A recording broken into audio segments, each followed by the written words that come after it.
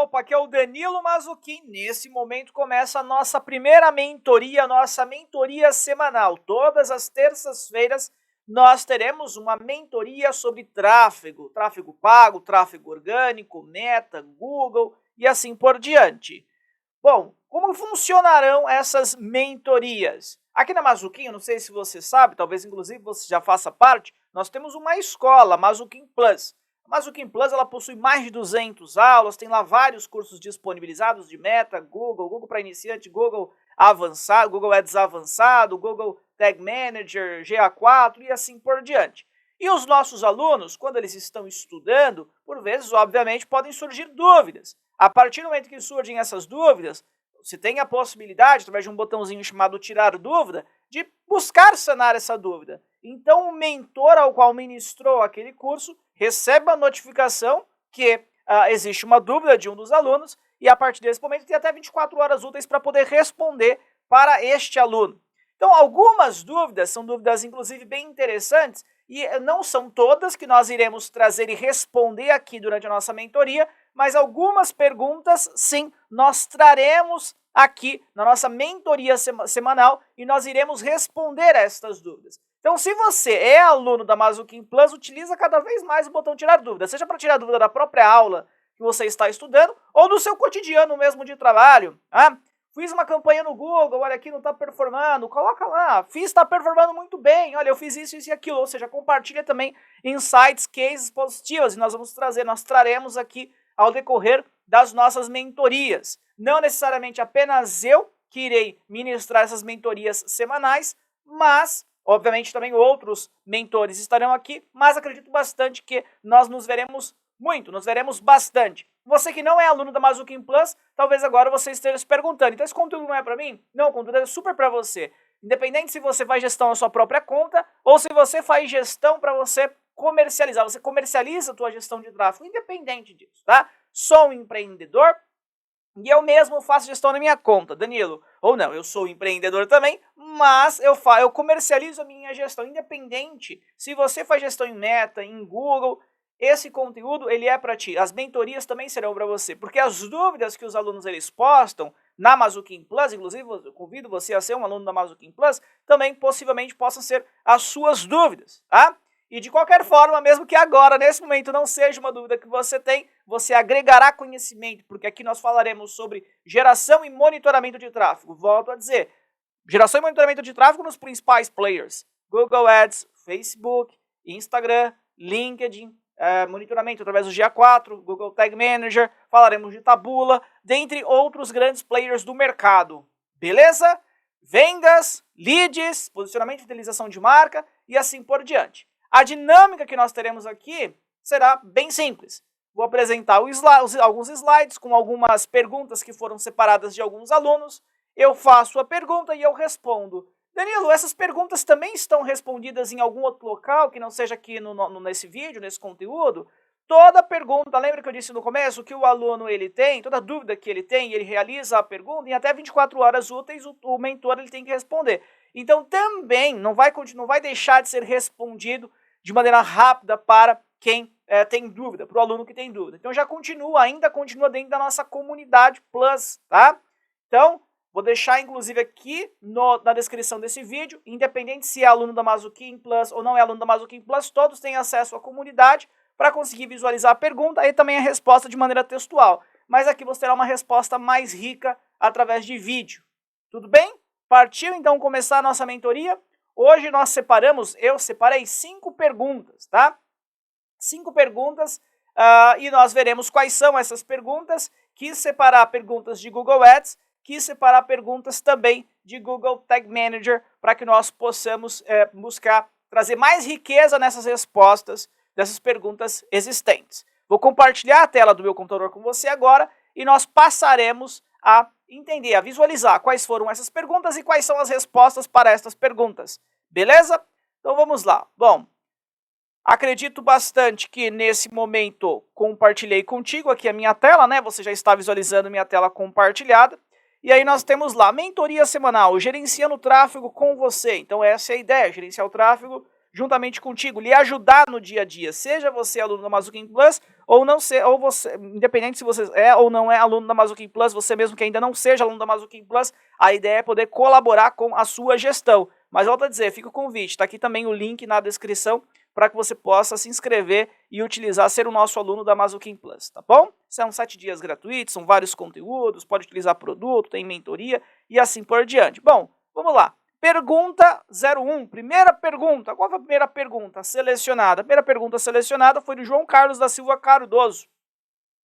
E ele colocou dentro no título YT Ads, né? Muito provavelmente YouTube Ads.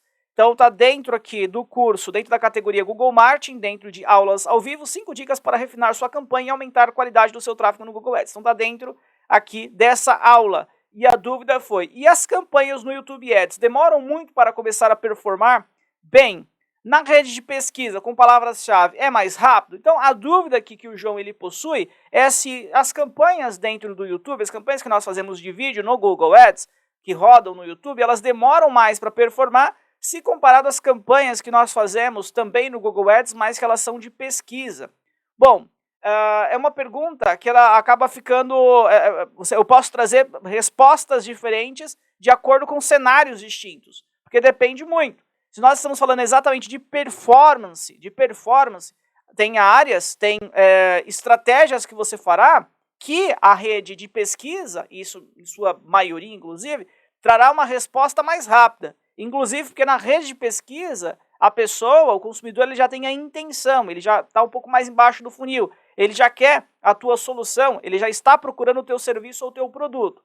A partir desse momento, é mais fácil para ele poder estabelecer um relacionamento com você e ou ele comprar já a tua solução. Isso na rede de pesquisa, então, teoricamente, ela performa mais rápido.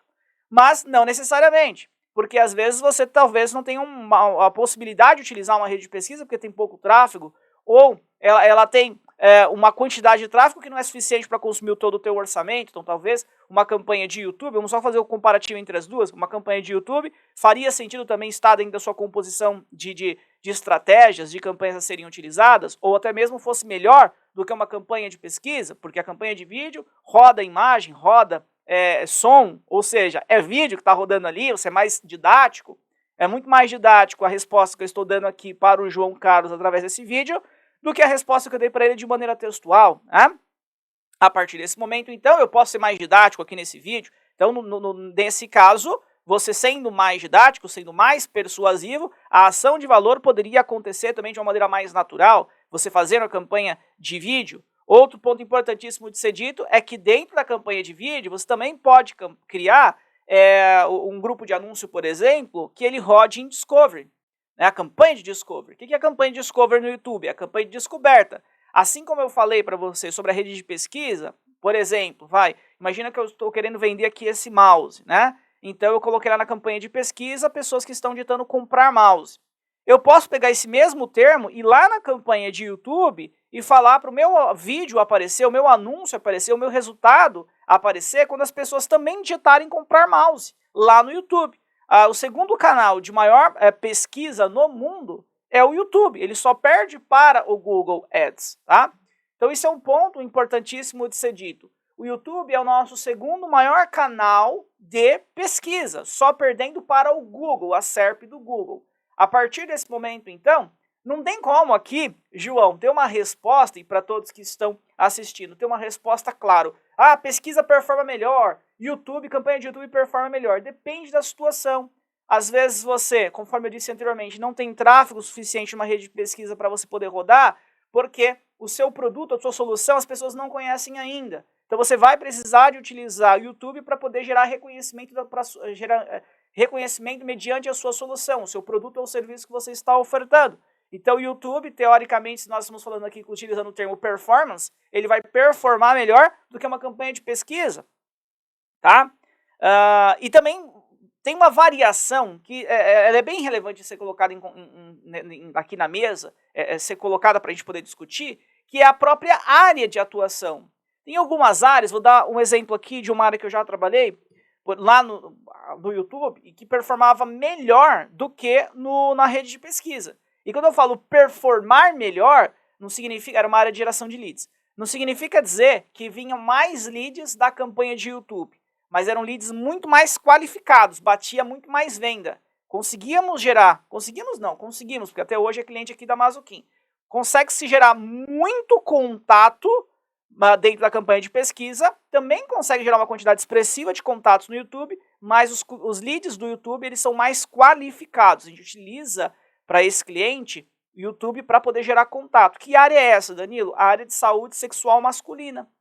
Então, pessoas que têm, por exemplo, disfunção erétil, a partir desse momento nós podemos fazer uma segmentação para poder aparecer em horários que são mais propícios, que tem mais pesquisa e não apenas mais pesquisa lá dentro do YouTube, mas em horários que, de fato, possivelmente existe uma maior quantidade de pessoas que elas estão mais necessitadas, estão mais no momento ao qual ela está mais aquecida. Como é uma compra de impacto, a partir desse momento que se roda essa campanha, que se traz a mensagem para aquela pessoa de conforto, que existe uma solução, existe um tratamento para que essa pessoa, esse homem, ele possa realizar, a lead que chega, ela está muito aquecida, tem o time que trabalha até tarde da noite e consegue bater venda. Né? Então, tá vendo aqui? Eu quis pegar um exemplo verdadeiro da Mazuquim, ao máximo possível eu vou tentar fazer isso. Nós temos 12 anos de expertise em gestão de tráfego e nós nunca nichamos para uma área específica. Então, nós já gerimos tráfego aqui na Mazuquim para diversas áreas diferentes. Por isso que eu vou buscar trazer exemplos reais que eu mesmo já vi. Esse da área da saúde sexual masculina é um fato. Rede de pesquisa gera muito lead, não é ruim, é muito bom também, mas na rede de vídeo com o YouTube, tanto com o pulável, né, o in-stream pulável, ou seja, impactar a pessoa, quanto também no Discovery, a pessoa pesquisando no YouTube, gera-se leads muito aquecidos. E a partir desse momento, reflete lá no comercial, em geração, uma maior quantidade de geração de venda. Em você precisar de menos leads para você conseguir bater uma venda. Então, João, disse, e repito para ti, é muito relativo, depende de vários fatores para que nós possamos falar. Rede de pesquisa performa melhor do que rede de vídeo performa melhor do que pesquisa. Tem que se analisar os contextos. Beleza? Bom, o que mais que nós temos aqui? Segunda pergunta, aí um ponto importantíssimo, tá? Aqui eu trouxe várias explanações. Tem dúvidas? Coloca nos comentários. Estou assistindo esse vídeo pela Mazuquim Plus. Utiliza o botão tirar dúvida. E a partir desse momento nós vamos engajando, nós vamos conversando. Segunda pergunta. Essa foi do Alessandro. Foi dentro da categoria Google Marketing. Ele está falando da Performance Max. E aí nós temos aqui. Ao adicionar produtos que têm variações no grupo de fichas, devo adicionar todas as variações deste produto e depois vou removendo as variações que não vendem? Exemplo, azul, verde, vermelho, amarelo. Ou é mais vantajoso selecionar apenas as variações mais chamativas? Bom, aí nós temos uma questão, um racional, que vai variar de cada gestor de tráfego. Eu, como gestor de tráfego, quando eu assumia uma gestão de uma loja virtual, eu analisava, primeiro de tudo, um ponto mais importante, o cliente em si. O cliente. Quem é o cliente que vai comprar esse produto?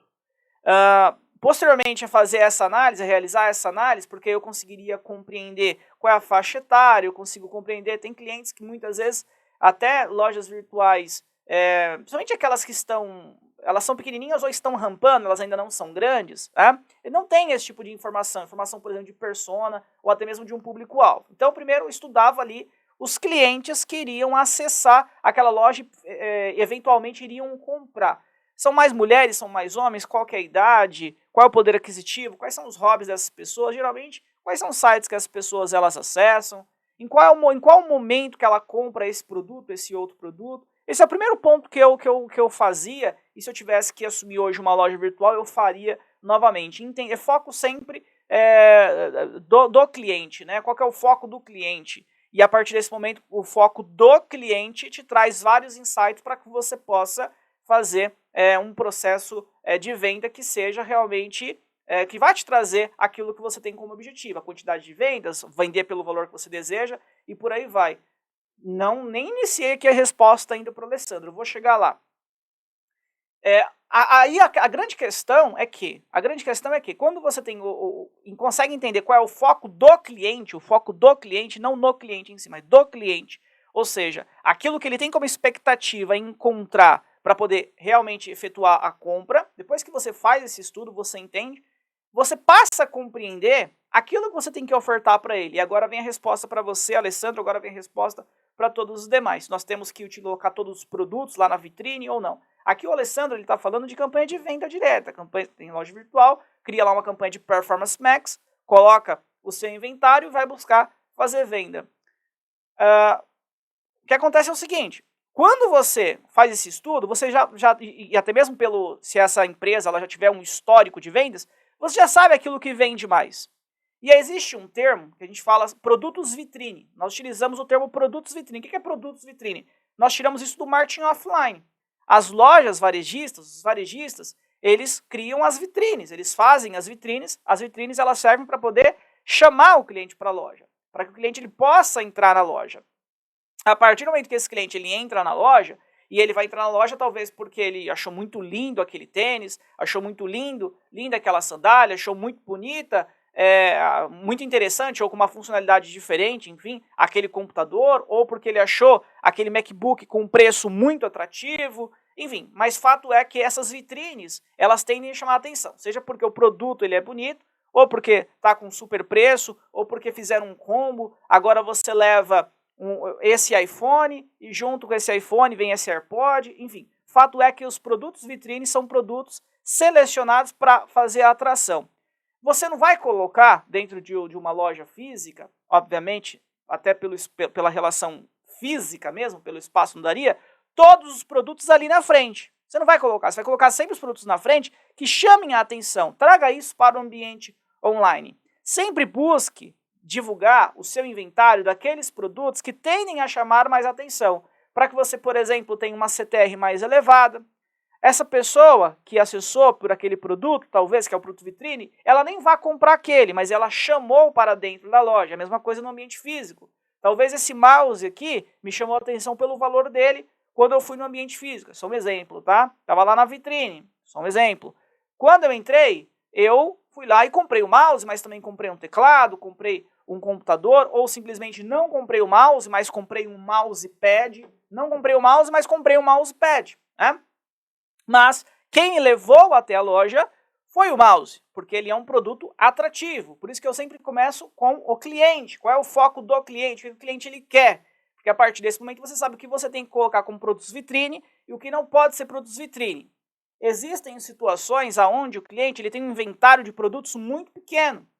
Então, se você tem um inventário de produtos muito pequeno, uma quantidade baixa de SKUs, a partir desse momento, aí sim, não tem muita discussão. Você vai colocar todos os produtos que você tem.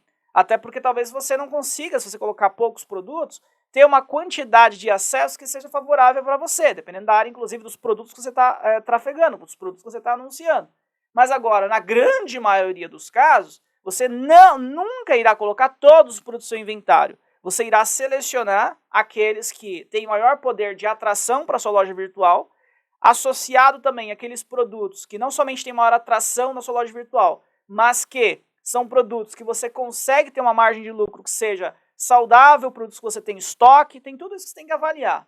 Não somente a relação também do produto ser chamativo, mas esse produto aqui, se eu conseguir realizar a comercialização desse ou dessa categoria de produto, né, não necessariamente do mouse, mas da categoria informática, é saudável para mim? Não, a categoria informática não é saudável, mas a categoria eletrônico sim. Então prioriza produtos eletrônicos, como sua vitrine, e não produtos de informática. Né? Eu tenho muito em estoque esse produto X, então também faz sentido colocar ele como produto vitrine, para você ter tráfego dentro dessa categoria e, através disso, tentar buscar gerar venda. Então, respondendo aqui a pergunta do Alessandro, que é onde ele colocou se ele deve separar, colocar todos os produtos e separar esses produtos, né, através de suas variações de azul, verde, vermelho, amarelo, dentre outros, né, tamanho e assim por diante, a minha resposta ela é sempre baseada nisso, Alessandro. Busque sempre estabelecer quais são os seus produtos vitrine, trabalhe com esses produtos vitrine, depende demais do seu orçamento, quantos produtos vitrine serão, porque talvez essa seria a sua próxima dúvida de vocês, né? Quantos produtos eu tenho que colocar então no inventário? 100, 200? Depende também do seu orçamento, tá? e sempre foca bastante na categoria em si, né? Como eu disse anteriormente, na categoria eletrônica, categoria informática, categoria moda, e aí, claro, você pode subnichar isso também, mas moda plus size, moda infanto-juvenil, moda infantil, enfim. Então, a partir desse momento, você estabelece aquilo que, de acordo com o seu budget e outros critérios que eu citei, estabelece quais produtos eles estarão no seu inventário. Mas até para uma relação de nós conseguirmos fazer uma manutenção mais facilitada, eu nunca coloco, exceto quando você tem uma quantidade muito pequena de produtos, eu nunca coloco todos os produtos para poder serem anunciados dentro do Google Ads, tá? Lembrando que aqui nós estamos falando de venda online, nós estamos falando de loja virtual, fazer integração com o Merchant Center e colocar o feed de produtos para poder aparecer, ser exibido dentro do Google Shopping e de outras redes. A gente está falando de Performance Max, né? Então a campanha de Performance Max, ela fará com que o nosso anúncio apareça no Google Shopping, apareça na rede de display, apareça em vídeo, apareça na pesquisa do Google, na SERP principal do Google, dentre outras redes, no Gmail, no YouTube e por aí vai, tá bom? Então essa foi a nossa segunda pergunta. Terceira pergunta agora. Vamos lá, qual foi a terceira pergunta? Terceira pergunta é sobre Google Tag Manager e é do Leonardo. Então o Leonardo ele perguntou, ele estava aqui dentro da aula de instalação de API de conversões do Facebook. E aí nós temos lá, olá Danilo, tudo bem? Estou com a seguinte dúvida, no Container Serve, a gente instala apenas uma única tag do Facebook Conversion API ou para cada tag do Container Web tem que instalar uma nova tag no Container Serve, Facebook Conversion API ou API, como você queira. Muito obrigado. Bom, aqui é uma resposta bem rápida, bem simples, na verdade. A dúvida do Leonardo, trazendo até assim, trazendo de uma maneira até mais infantilizada qual foi a pergunta, é assim, tudo que eu quiser rastrear, tudo que eu quiser, todo qualquer player que eu quiser trabalhar, onde eu vá fazer essa configuração dentro do Google Tag Manager, mas eu queira computar, gerar eventos, eu preciso de criar essa tag também dentro do Container Server, e não apenas dentro do Container Web. Você somente irá criar tags no Container Server, e para quem não fez aula ainda de Google Tag Manager, talvez agora esteja, o que ele está falando, né? No Google Tag Manager, que é a plataforma para que nós possamos injetar códigos no nosso site, então a partir desse momento, injetando esses códigos, poder colocar ali o Google Analytics para que nós possamos fazer o monitoramento, colocar o Google Ads para poder rastrear conversões, colocar o pixel do Facebook, a API do Facebook também para poder rastrear aquilo que o consumidor faz dentro do nosso site, seja uma conversão, uma visita, um abandono de carrinho e assim por diante. O Google Tag Manager é a plataforma da Google que permite com que nós instalemos essas tags, façamos essas instalações de uma maneira facilitada, sem precisar, sem depender de um programador. E aí lá no Google Tag Manager nós temos duas possibilidades de tipos de containers, né, que nós tratamos inclusive nessa aula aqui, que foi a instalação da API de conversões do Facebook. Um é chamado de container web, e o container web servirá para quê? Inclusive, na maioria dos itens que eu coloquei para ti agora aqui. Eu quero instalar o Analytics, então eu vou colocar no container web, para poder acompanhar o consumidor, o que ele faz dentro do meu site. Vou instalar através do container web. Eu preciso de colocar a tag de conversão do Google Ads, vou colocar através do container web. Então a maioria das tags vai colocar no container web, você sempre vai utilizar o container web. Você só irá utilizar o container server quando você quiser trabalhar com APIs, tá? Quando você for trabalhar com APIs, a partir desse momento sim é que você utilizará o container server. E aí a pergunta foi, né? No container server a gente instala apenas uma única tag do Facebook Conversion API, ou para cada tag do container web tem que instalar uma nova tag do container server. Se você vai trabalhar, Léo, se você vai trabalhar somente com a API do Facebook, então no container web tem que ter o quê? O container server, perdão, tem que ter apenas o quê? A tag da API do Facebook.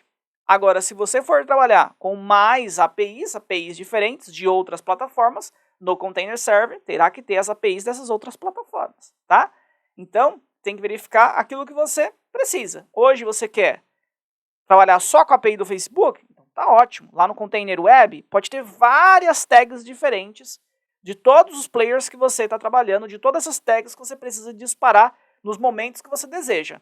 Agora, se você quiser, eu só quero trabalhar com a API do Facebook, então só vai trabalhar então com o container server com uma tag, que é a tag da API do Facebook. Ah, vou trabalhar com outras tags de outras plataformas. Eu quero utilizar outras plataformas. Exemplo, quero utilizar a API do Google para fazer rastreamento pela API do Google. Então você precisará de utilizar também colocar a tag lá no container server da API do Google. Deu para entender isso? De acordo com o player, você vai instalando novas tags no container server. Mas, inclusive, nesse curso, no curso de Google Tag Manager, a única API que nós trabalhamos foi do Facebook, tá? Então, se você for seguir corretamente aquilo que está disposto no nosso curso e não for instalar nenhuma nova API, será apenas uma tag que você colocará no container server. Beleza, Leonardo? Consegui responder sua pergunta? Acredito que sim, né? Bom, o que nós temos aqui? Quarta pergunta. Bom, nós fizemos até então 2 perguntas que foram de Google Ads, nós fizemos uma pergunta que foi de Google Tag Manager, essa quarta pergunta é do Caio César de Oliveira e também é uma pergunta de Google Tag Manager. Como o GTM sabe que eu enviei o formulário? Eu não teria que dizer ao GTM qual botão é enviado de formulário? Na aula ele apenas criou a tag, o gatilho e colocou o link da página. Como o GTM sabe qual é o botão de envio do formulário? Aqui foi referente à aula de acompanhamento de conversão por formulário no Google Ads, a aula de Google Tag Manager, do curso de Google Tag Manager. Bom, é bem simples, na verdade, eu vou até mostrar aqui na prática, deixa eu verificar aqui, vou mostrar aqui na prática. Aqui eu sempre vou deixar aberto o Tag Manager, o Google Ads também, sempre vou deixar aberto aqui as plataformas, tá? Aqui está até aberto aqui o Google Ads também, para a gente poder fazer também alguns itens na prática, beleza? Então vamos lá. A pergunta foi como que o Google Tag Manager ele consegue saber que eu, por exemplo, preenchi um formulário de contato. O que acontece é o seguinte, durante a aula, como que foi explicado, né? Vamos abrir aqui um site qualquer, geralmente em aula, inclusive, eu utilizo bastante esse site aqui, que é um produto da Mazuquinha, chamado de Webkin. Esse site aqui nós usamos bastante em aula, aí nós temos aqui, por exemplo, um formulário. Aqui eu posso preencher esse formulário. E o que acontece? Eu quero rastrear aqui as conversões que acontecem nesse site. Em aula, o que eu fiz? E o Caio ele ficou com dúvida, né? Eu simplesmente criei um acionador de formulário e fiz o seguinte. No momento que o usuário ele clicar aqui no enviar, automaticamente, então, eu disparo uma tag.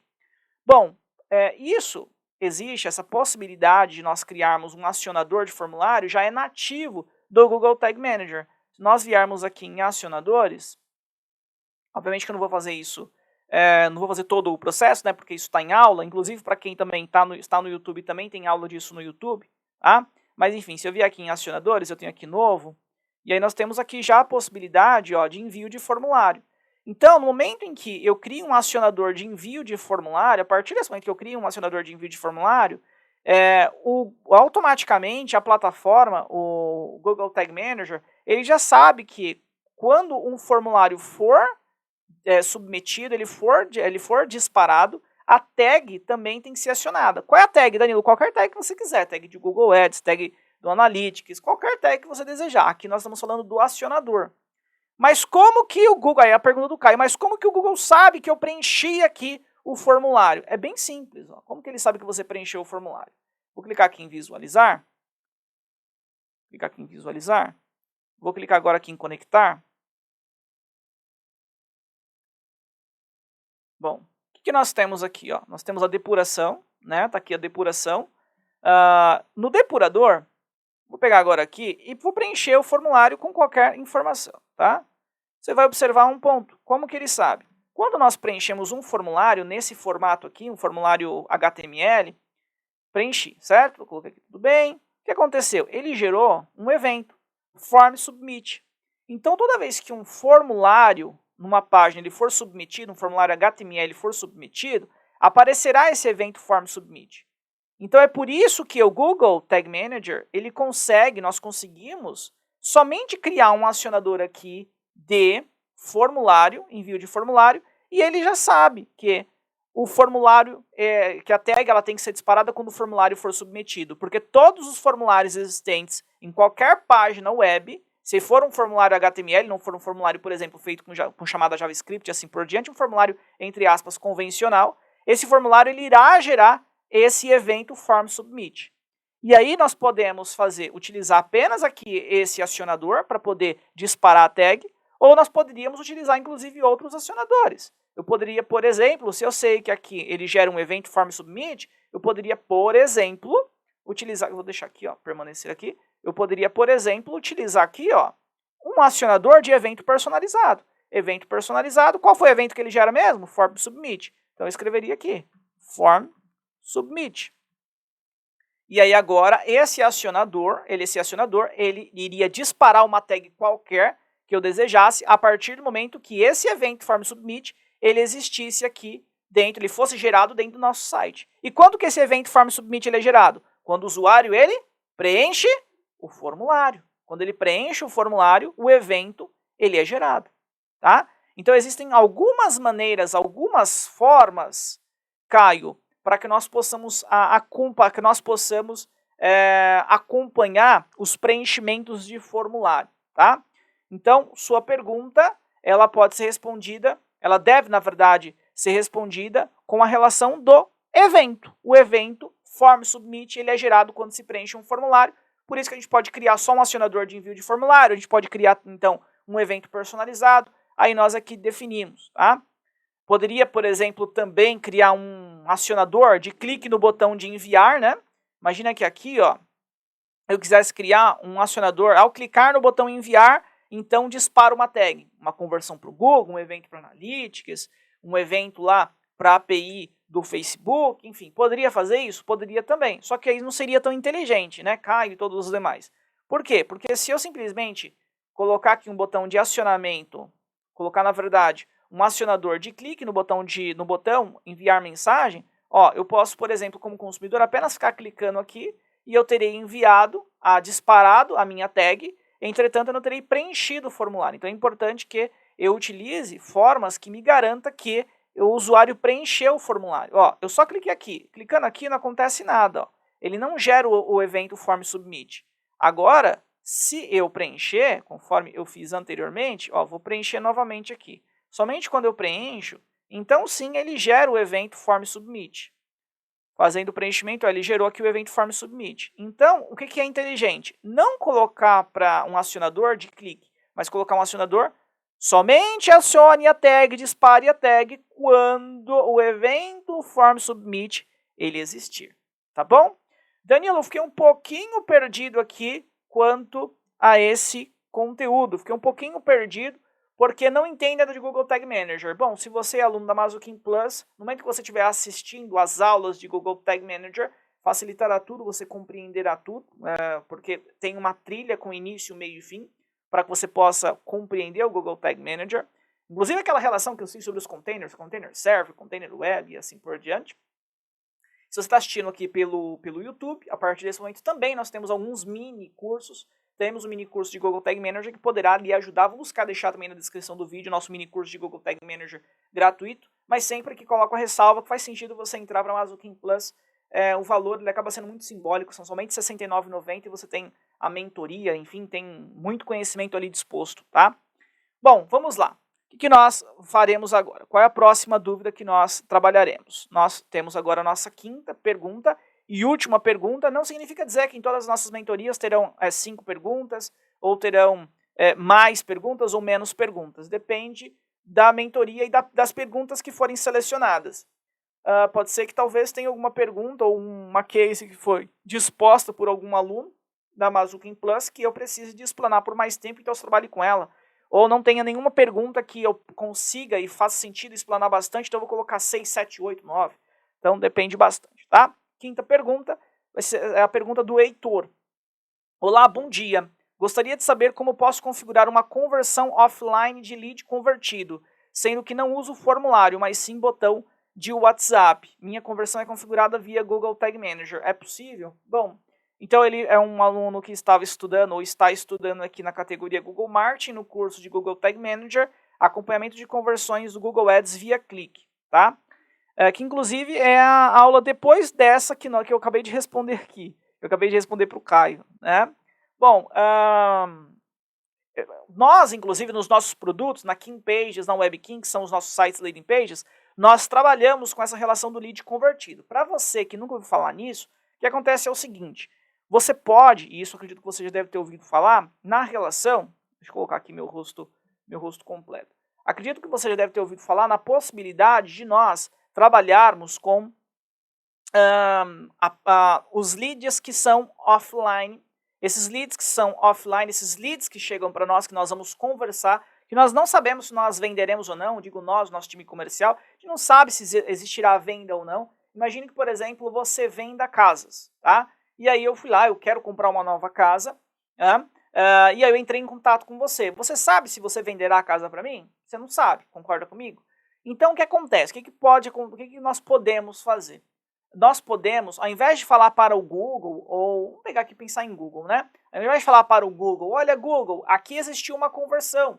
Aqui, esse termo, essa palavra-chave, nesse horário, com essa página de destino, alguém pediu mais informações. Ao invés de levar isso para o Google, ou seja, computar o Danilo como conversão, nós podemos fazer o seguinte, não computar o Danilo como conversão, deixar lá paradinho, não será computado como conversão, mas vamos imaginar que o Danilo, depois de 5 dias, 10 dias, eu dei o exemplo de casa, mas não foi o melhor exemplo do mundo, né? Porque casa geralmente tem vezes que demora anos, até você vai conversando e até chegar a um fechamento. Mas vamos imaginar que depois de 10 dias, eu fui lá e comprei a casa de você, tá? Fui lá, paguei o valor que você me pediu, comprei a casa de você. O que você pode fazer então? O Danilo, vamos imaginar que o Danilo, ele estava dentro de uma planilha. Aí você pode colocar que o Danilo, ele de fato pagou, aí você coloca o valor, imagina que eu paguei 1 milhão na casa. Você coloca lá que o Danilo pagou 1 milhão, e aí você sobe essa venda para o Google.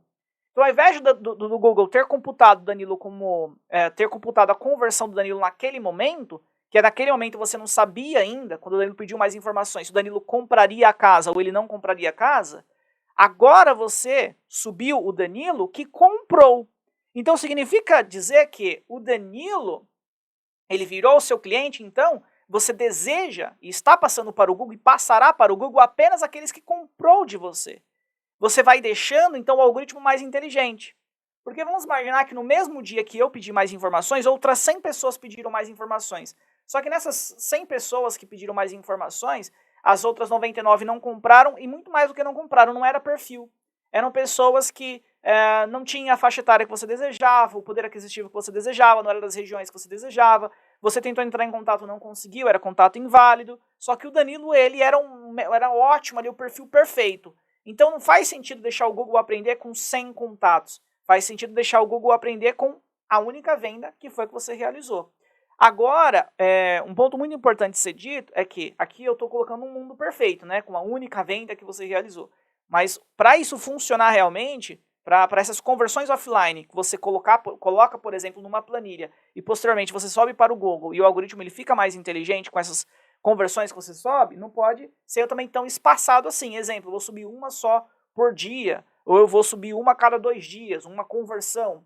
O ideal é o quê? Se você, por exemplo, é um corretor de imóveis, não vende todos os dias, não consegue, só um exemplo, tá? Não consegue vender todos os dias, você vai pegar também aquelas leads que foram relevantes. Ao invés de somente aquelas leads que geraram vendas, você vai pegar aquelas que também foram relevantes, ou seja, poxa, imaginar que o Danilo não comprou, ele não comprou. Na hora H, ele não comprou, mas, tinha super perfil, era realmente assim, o PCI, perfil de cliente ideal. Ele não comprou, mas era perfil de cliente ideal. Aí você também coloca estes, e aí você dá uma nota para eles, e a partir desse momento você sobe para o Google. E aí você pode colocar depois uma estratégia de lance de maximizar o valor da conversão, que é o ROAS desejado, e aí o algoritmo do Google passará a procurar pessoas e a exibir o seu anúncio para pessoas que são parecidos com aquelas pessoas que geraram as conversões, ou seja, ou que compraram ou que chegaram muito próximo de comprar, tá? Então primeiro eu quis te explicar aqui qual foi a pergunta que o Heitor ele está fazendo, né? Aí o Heitor ele entendeu que isso é muito importante para ele e a partir desse momento o Heitor ele quer fazer com que no site dele isso também seja possível. Quando as pessoas elas pedirem mais informações, não computar no Google, mas depois ele possa então colocar na planilha apenas aquelas pessoas que são relevantes, que chegaram muito próximo da compra ou que compraram. Volto aqui então para o meu computador e aí nós temos lá, vamos reler a pergunta dele. Olá, bom dia, gostaria de saber como posso configurar uma conversão offline de lead convertido, sendo que não uso o formulário, mas sim botão de WhatsApp. Se ele usa apenas botão de WhatsApp, já gera um problema.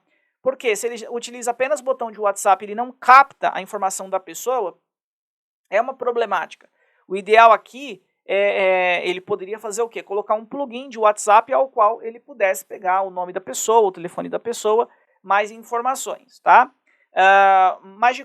Por que ele precisaria de fazer isso? Porque, basicamente, e eu posso até explicar de maneira mais técnica, porque eu não gostaria muito de entrar na parte do tequinês, porque eu não sei se tem alguém que é programador ou não, mas acredito que a maioria não seja programador. O Google, todas as vezes que o usuário acessa, ele acessa, vou abrir aqui um bloquinho de notas. Toda vez que o usuário ele acessa um site, através de um anúncio do Google, vou dar um exemplo aqui, ó. Vamos ver se eu consigo achar a Mazuquim como anúncio, ó, patrocinado. Tá vendo aqui? Patrocinado. Então eu vou clicar. Quando eu clicar aqui, ó, você vai observar que nessa URL, vou colocar aqui no bloco de notas, ele gerou um parâmetro chamado gclid. Tá vendo aqui, ó, gclid?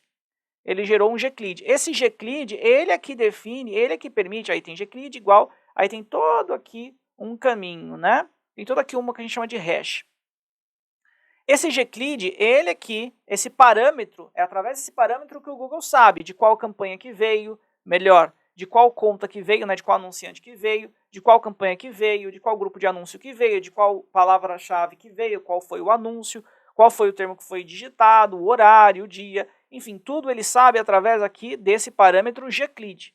Basicamente, então, para que você possa acompanhar suas conversões offline, o programador que for trabalhar no seu site precisará de pegar esse gclid. Ele pega o gclid, que é esse código identificador único de todas as pessoas que, ao clicarem no anúncio, um anúncio que for de Google, acessar um site qualquer, sempre aparecerá na URL essa gclid, esse parâmetro. Depois que ele pegou esse parâmetro, o que ele vai fazer com esse parâmetro? Ele irá colocar, o programador irá colocar esse parâmetro, e obviamente o valor do parâmetro, né, do gclid, juntamente com algumas outras informações numa planilha, como por exemplo o nome da conversão. Então qual é o nome da conversão? Imagina que é o nome da conversão que você colocou lá no Google, foi uma conversão chamada vendas. Quando eu falo o nome da conversão, estou falando disso daqui, ó, do nome da conversão mesmo. Ó. Ferramentas e configurações, conversões. Aqui, por exemplo, eu tenho, vamos dar uma olhadinha aqui, quais são os nomes das conversões que eu tenho. Tenho formulário de contato, WhatsApp, Mazuquim System, leads qualificados, tudo aqui são offline, tudo aqui são nomes de conversões. Então, o programador ele precisará de colocar essas informações dentro dessa planilha. E aí o que acontece? Depois que ele colocou essas informações dentro da planilha, não vai subir direto para o Google, você só subirá aquelas gclids que, por exemplo, se tornaram vendas ou que você setar que foram gclids que são de potenciais consumidores. Ou seja, gerou venda ou são potenciais consumidores, mas isso é feito em programação. Danilo, ficou um pouco confuso de entender. Vou mostrar para você aqui na prática. Ó. Esse site aqui, por exemplo, ele gera a possibilidade de nós trabalharmos com conversões offline. Vou colocar agora aqui, ó, por exemplo, aqui, mentoria 01. Chamei de mentoria 01, enviar mensagem. Agora o que eu vou fazer? Eu vou entrar aqui no admin desse site. Entrei aqui no admin do site. E aí você vai observar a gestão de leads, ó, leads e-mail. Todos os leads que eu gerei, ele está aqui, ó, mentoria 01. Mentoria 01. Agora vamos imaginar que isso aqui fosse realmente um cliente, eu conversei com ele e eu fechei com ele uma mentoria. Só um exemplo, fechei com ele uma mentoria. O que eu poderia fazer aqui? Ó, novo registro. Aqui eu poderia clicar em trocar para o status, ó, por exemplo, venda concluída. E ele pagou, essa pessoa pagou R$1.000 na minha consultoria. Salvar. A partir desse momento que eu cliquei em salvar, foi para uma planilha. É que eu não lembro exatamente, de verdade, qual é o nome da planilha. Então não vou nem aqui me atrever a tentar colocar, mas ele gerou uma planilha. Está aqui na URL. Na URL tem uma planilha. Eu não me lembro qual é o caminho exato dessa planilha do nosso produto. Mas fato é que agora eu poderia pegar essa URL da planilha que foi gerada, quando eu coloquei lá, porque na verdade eu teria que ir colocando em todos que eu entendo que fez sentido, né? Por exemplo, esse cliente chamado Mentoria 01, ele comprou. Ah, esse daqui foi muito ruim, nem vou colocar nada. Esse aqui foi muito ruim, nem vou colocar nada. Esse daqui foi muito bom também, só um exemplo. Então o que eu faço? Mesmo procedimento, vou lá, troco status, né? Coloco lá como venda concluída, coloco o valor da venda, ó, vendi também por R$1.000, salvar, aí ele foi para a planilha. Bom, enfim, agora eu iria lá, pegaria aqui a URL da planilha e faria a configuração lá dentro do Google Ads, tá? Danilo, como que eu faço essa configuração? Me explica melhor quanto a isso. Nós temos a aula aqui que fala sobre isso. Inclusive foi essa a dúvida do Heitor, foi mediante essa aula. E também dentro do próprio YouTube nós temos uma aula, um vídeo na verdade separado, não dentro de um curso, mas que também fala sobre isso. Mas fato é, Heitor, respondendo aqui a sua pergunta, o ideal era você trabalhar com um formuláriozinho para que você pudesse identificar, qual que é essa lead. Ao invés de você clicar no botão de WhatsApp e já ir direto conversar com você, coloca um mini formulário, tá? Aqui eu vou te dar um exemplo, Heitor, ó, do mini formulário que você pode utilizar. Deixa eu ver aqui se eu tenho esse mini formulário aqui nesse site. Ó, eu tenho, ó. A pessoa clica no WhatsApp, ao invés dela já chamar no WhatsApp, ela preenche primeiro algumas informações. Então ela preenche algumas informações, tá? E aí depois que de fato ela vai para o WhatsApp.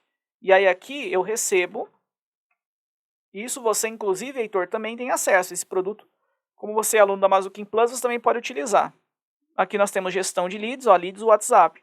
E aqui, ó, tá vendo? Aqui foi o que eu acabei de fazer, dia 13/6/2023. E aí eu poderia fazer aqui o mesmo processo. Então, se você simplesmente deixar o outro plugin, que é esse plugin aqui, ó, eu não sei qual que é o seu site, mas muito provavelmente você está utilizando o seu botão de WhatsApp, é assim ou muito parecido com esse aqui que eu vou te mostrar agora, né?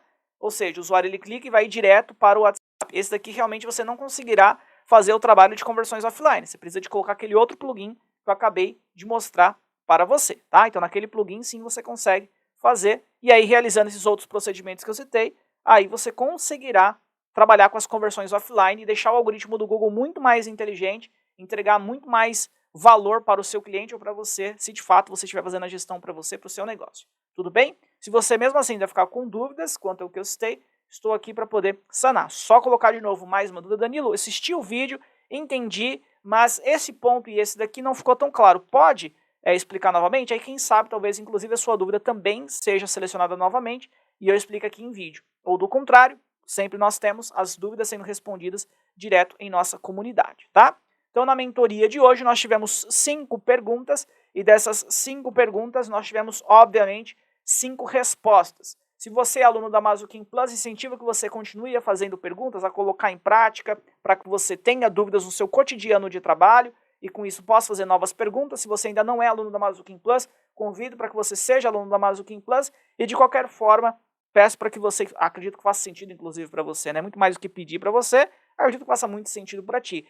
Continue acompanhando os nossos conteúdos, continue assistindo. Essa foi a nossa primeira mentoria, mentoria 01, semanal. Mas na próxima terça-feira tem mais mentoria, mais dúvidas com mais respostas.